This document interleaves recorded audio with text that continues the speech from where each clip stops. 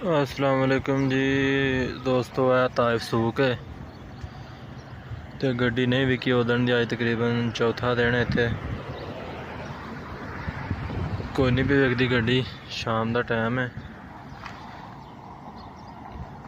Road लंघ रहा कोलों तो जड़ियाँ गड्डियां ने खाली हो के खलोतियां ने सारियां।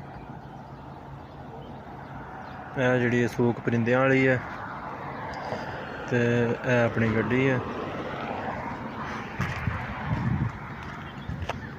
इत्थे टाइम बहुत हुंदा सारा दिन, फिर बंदा बह बह के ते बोर हुंदा है।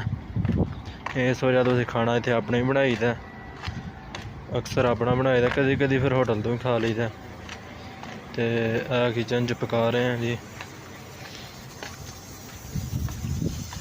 किचन है, कुकर च पका रहे हैं, कुकर चलन डे है।